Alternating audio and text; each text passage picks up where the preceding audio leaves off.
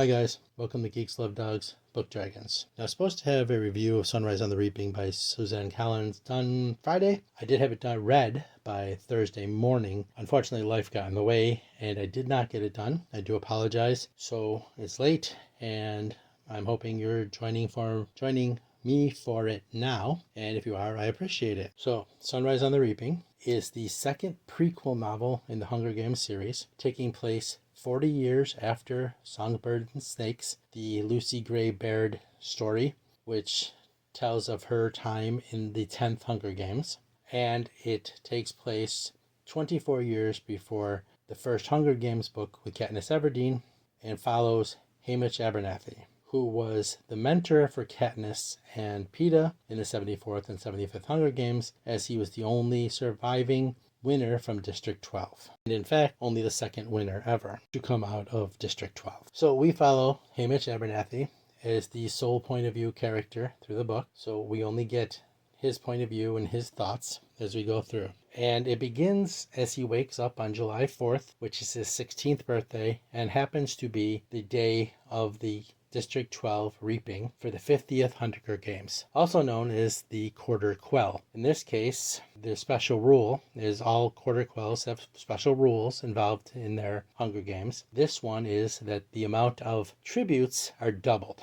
That means that there are 2 boys and 2 girls from every district for a total of 48 tributes competing in the 50th Hunger Games. Due to an unfortunate and unusual set of circumstances, Haymitch becomes a participant, a tribute in the 50th Hunger Games, joining 3 other people from District 12. And we follow his story from that morning until after he arrives home back to District 12 as the victor of the 50th Hunger Games. This is not spoilers if you've read any of the other books. He was very clearly recognized as the victor at his time in the Hunger Games. I was a fan of the character of Haymitch and very much looking forward to reading his story. This was something I broke my TBR to be included, so understand as I go through that I'm looking at it from a point of view of somebody who really wanted to see this story and was excited for it and enjoyed this character as I knew him to be from the previous books. And as someone who is actually a fan of the Hunger Games books, at least a couple of them, if you had saw my top 10 YA reads, you see Hunger Games was in there. If not, you can go back and watch it.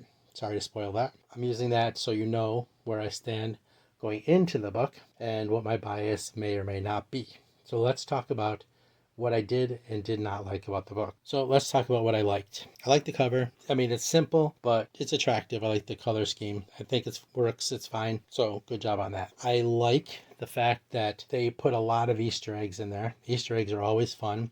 And if you're a fan of the Hunger Games, you're a fan of the lore, then you'll find a lot of chance to smile and be like, hey, I recognize that. It's always fun. There's nothing wrong with that. We like something for why we like it. And too many franchises try to not do fan service when they should be. I mean, that's what we're there for. We're there to see the stuff we love, and go ahead, throw us all the Easter eggs we want. Even if it's corny, we may roll our eyes, but we love that it's there. I like the fact that we get introduced to some characters that become intricate to the story of Katniss later on. We get to see their beginnings, find out where they came from, what their original thinking and actions were, before we see them interacting with Katniss and the rebellion and the Hunger Games 24 years later. That's interesting. That's good. That's what we want. We want to see that progression of story. That was great. They did a good job with that. Sadly, that's all I have for the good. And I hope you're not going to be mad at me. And I'm on your side. I wanted this to be good, but there was just too much that I did not enjoy. So let's go on to the bad,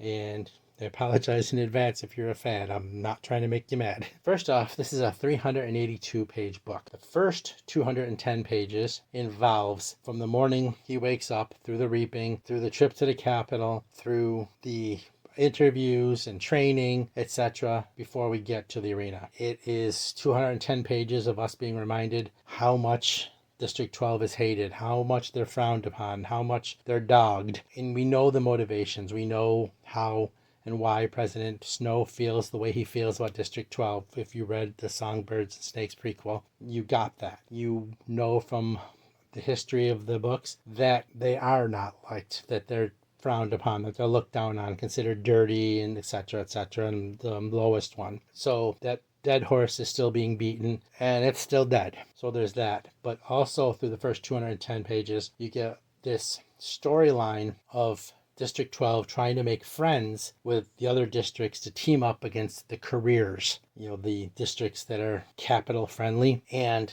inside that storyline is one about rebellion, about trying to embarrass the capital and break the arena. Yes, break the arena. They want to break the arena. And the things they're doing to tell that story, what they're using to try and do it, is very underwhelming. It feels Scooby-Doo-ish in some cases. It feels very underwhelming in other cases. I just don't think that storyline landed at all. Along with trying to make friends with the tributes, basically you're just trying to break up into two teams to fight each other. And it was 210 pages of that for almost zero payoff in the end. And it was 210 pages that I really wanted back. The last 40 pages involve Haymitch after the games, spending time in the Capitol, touring as the victor, which some of those scenes were really cringe, and I can't believe it was Haymitch who kind of bowed like that. I understand his thinking in the time, but the way it was done, it felt very cringy, and of course ended with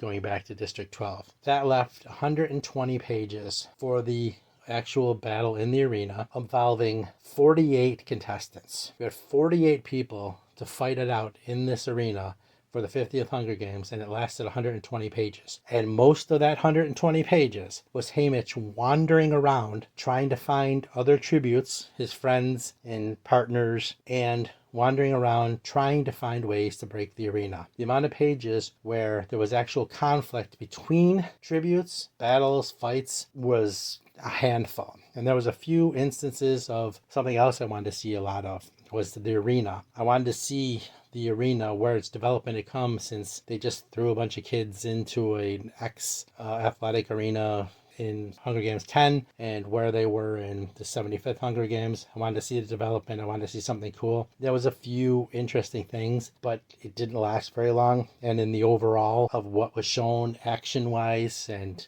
competition-wise, it didn't work. There just wasn't enough of it. It was too little too late. Those moments were good, but there was just too few of those moments. In a 382-page book, I enjoyed a total of maybe 10 or 20 pages of it. And it's not what I wanted.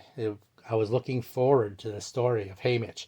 I was looking forward to see the development of the arena and the development of the mutts and what they had done in between and what they were going to do, since each arena is unique. I was looking forward to that. So maybe my expectations were too high, but they definitely did not live up to them. I did catch myself now thinking about the fact that I wonder if Suzanne Collins took some inspiration for the Hunger Games from the Super Bowl. When the Super Bowl first started, it was very low hype. Nobody cared, barely had any viewership. The halftime show was some marching bands that had no hype or no love. And every year they built it up and made technological changes, made changes to the halftime show, and the hype grew and grew and grew to a point now where it's a cultural epic weekend. People gather for parties. It's this cultural touchstone that's almost a holiday, and the hype for it is incredible, more so than even the game itself. And I'm wondering if she took some inspiration from that and how it developed over the last 50 years plus, and versus how the Hunger Games developed over that time. It feels very parallel,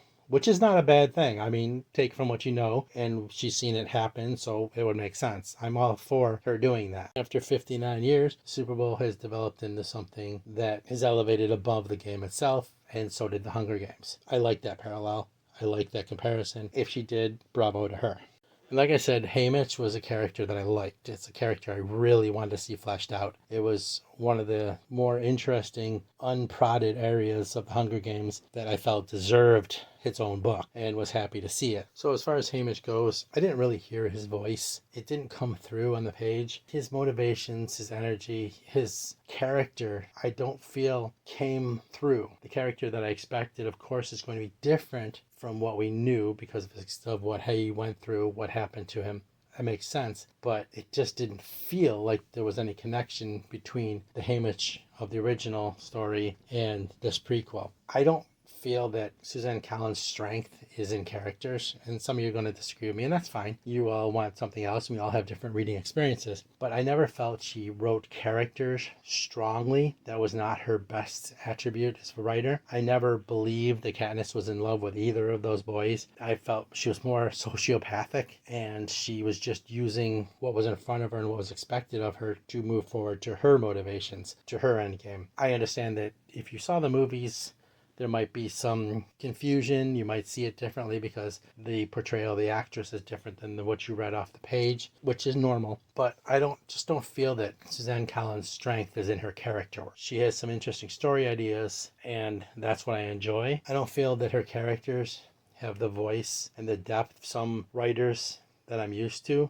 and they don't come across as strongly from the page as they should. That's not to say, again, I didn't enjoy the books or haven't enjoyed some of her books, but character writing I don't feel is her strength. And Haymitch just did not come across in a way that I was happy with. I didn't feel any engagement with the character the way I should have. Maybe your experiences vary. Maybe you have a different take on it, a different opinion, and that's fine.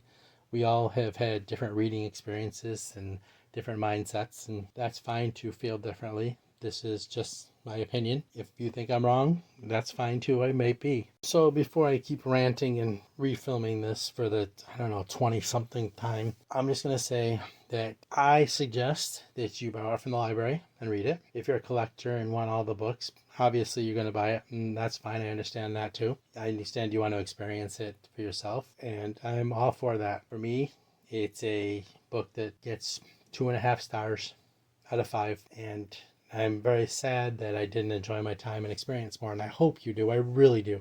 I want all of you to read this and just be blown away, because that would make me very happy. But I say, borrow it from the library and check it out and see what you think.